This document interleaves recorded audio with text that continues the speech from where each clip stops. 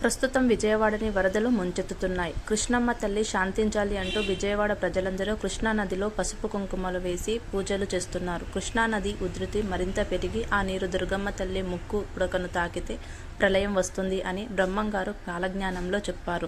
దుర్గమ్మ తల్లి ముక్కుపుడకకి కృష్ణానదికి ఉన్న సంబంధం ఏంటి? వరద నీరు దుర్గమ్మ ముక్కుపుడకను తాకితే ఏం జరుగుతుంది?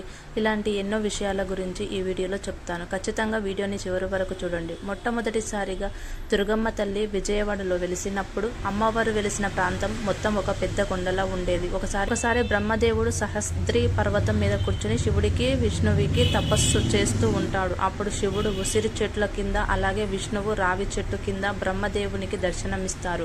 అలా కొన్ని సంవత్సరాల తర్వాత ఆ రెండు చెట్లు నది రూపాలుగా మారి ఒక చెట్టు కృష్ణా నదిగా, ఇంకో చెట్టు వేణి నదిగా ప్రవహిస్తూ ఉంటాయి. ఆ విధంగా ఆ రెండు నదులు ప్రవహిస్తూ సతారా అనే ప్రదేశంలో ఒక్కటిగా కలిసి కృష్ణవేణి నదిగా మారుతుంది. ఆ విధంగా కృష్ణవేణి నది ప్రవహిస్తూ వెళ్తుంటే ఆ నది ప్రవాహానికి దుర్గమ్మ తల్లి వెలిసిన కొండ అడ్డుగా వస్తుంది.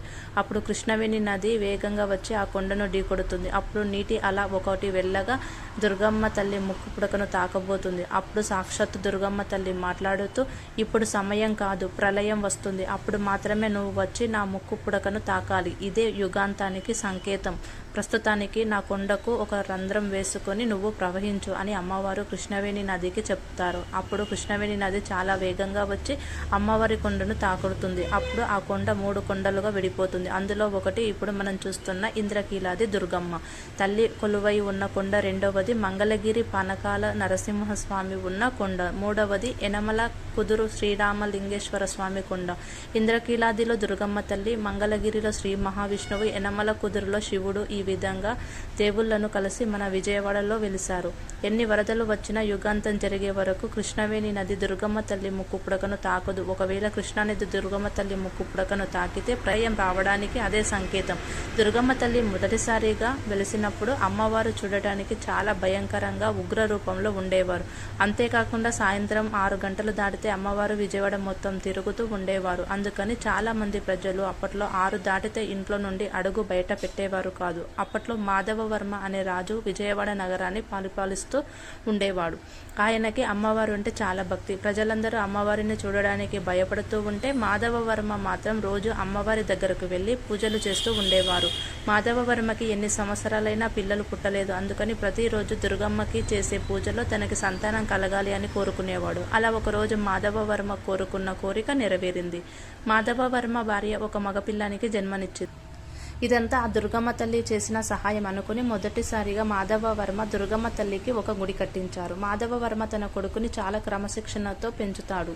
యువరాజు అన్ని రకాల విద్యలు నేర్పిస్తారు. ఒకరోజు యువరాజు తన గుర్రంతో సహా బయటికి వెళ్ళి ఇంద్రకీలాద్రి కొండ దగ్గర గుర్రం మీద సవారీ చేస్తూ ఉంటాడు. సమయం సాయంత్రం 6 గంటలు దాటింది. అమ్మవారు సంచారానికి వచ్చే సమయం అయిందని ప్రజలందరూ వాళ్ళ ఇంటికి త్వరగా వెళ్తూ ఉంటారు. అలాగే యువరాజు కూడా తన గుర్రం మీద చాలా స్పీడ్గా ఇంటికి వెళ్తూ ఉండగా అదే సమయంలో అక్కడ ఆడుకుంటున్న చిన్న పిల్లవాడు యువరాజు రథం కింద పడి చనిపోతాడు. అప్పుడు అక్కడికి వచ్చిన పిల్లవాడి తల్లి గుండెలు పగిలేలా ఏడుస్తూ తన కొడుకు శరీరాన్ని 2 చేతులతో తీసుకుని న్యాయం కోసం మాధవవర్మ దగ్గరకు వెళ్తుంది. అసలు విషయం తెలియని మాధవవర్మ తప్పు ఎవరు చేసినా వాళ్ళని వెతికి పట్టుకుని తగిన శిక్ష పడేలా చేస్తా అని ఆ తల్లికి మాట ఇస్తాడు.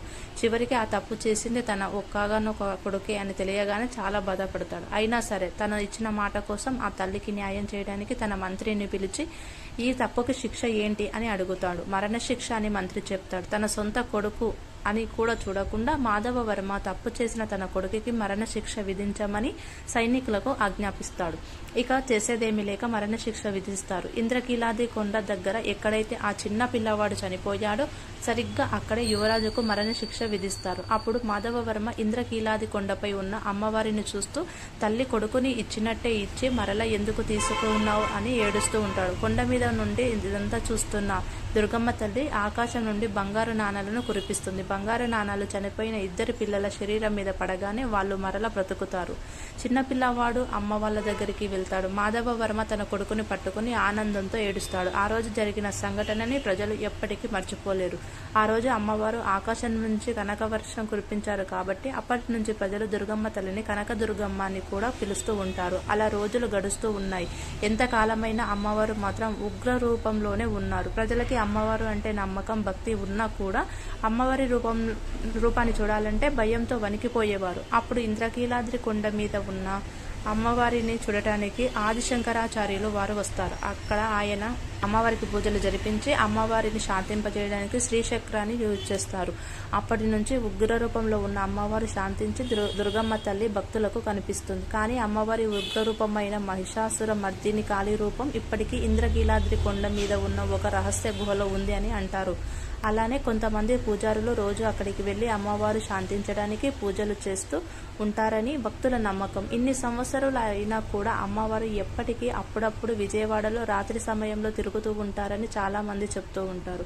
ఒకసారి ఒక నిరుపేద ముసలి అతను పొట్టకూటి కోసం రిక్షా తొక్కుతూ తన జీవితం గడుపుతూ ఉంటాడు. ఒకరోజు ఎంత ఎదురు చూసినా ఒకరు కూడా రిక్షా ఎక్కలేదు. అలా చూస్తూ ఉండగా అయ్యో ఏంటి ఈరోజు ₹1 కూడా సంపాదించలేదని బాధపడుతూ ఉంటాడు. చివరికి ఒక సినిమా హాల్ దగ్గరికి వెళ్లి నిల్చుంటాడు. ఎక్కడైనా ఎవరైనా రిక్షా ఎక్కితే బాగుండు, డబ్బులు వస్తాయి అనుకుంటూ ఉంటాడు. ఇంతలో ఒక ముసలి వాడి దగ్గరికి ఎర్ర చీర కట్టుకుని నుదిట మీద ఎర్రటి బొట్టు పెట్టుకున్న ఆమె వచ్చి, నాయన ఇంద్రకీలాది దగ్గరకు వస్తారా అని అడుగుతుంది. అప్పుడు ఆ ముసలి అతను సరే అమ్మ వచ్చి కూర్చోండి అని రిక్షా తొక్కుతూ ఉంటాడు. అప్పటికే బాగా చీకటి పడింది.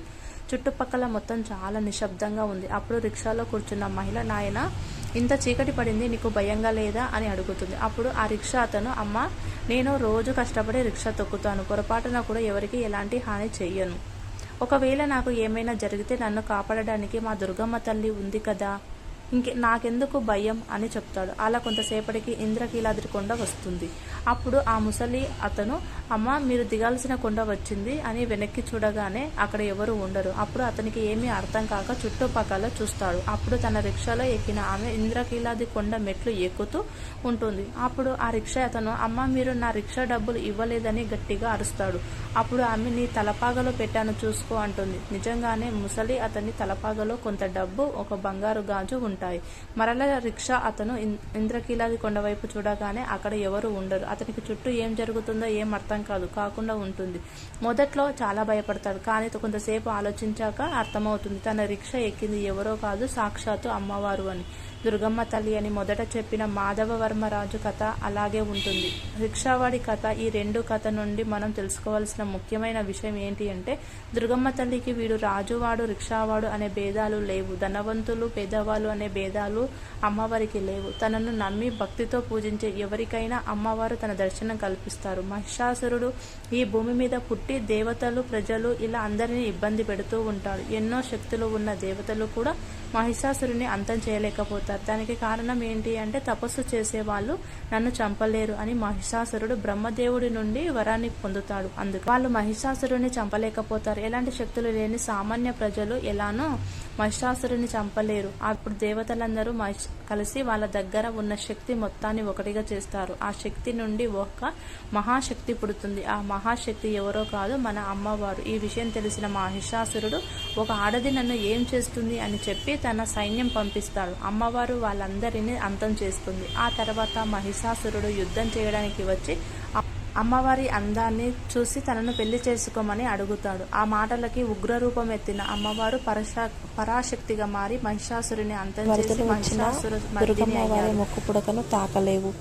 ఓకే ఫ్రెండ్స్, మరి ఈ వీడియో కనుక మీకు నచ్చినట్లయితే లైక్ చేసి షేర్ చేయండి. మరిన్ని లేటెస్ట్ అప్డేట్ కోసం మన ఛానల్ని సబ్స్క్రైబ్ చేసుకొని పక్కన ఉన్న బెల్ ఐకాన్ని క్లిక్ చేయండి. Thank you.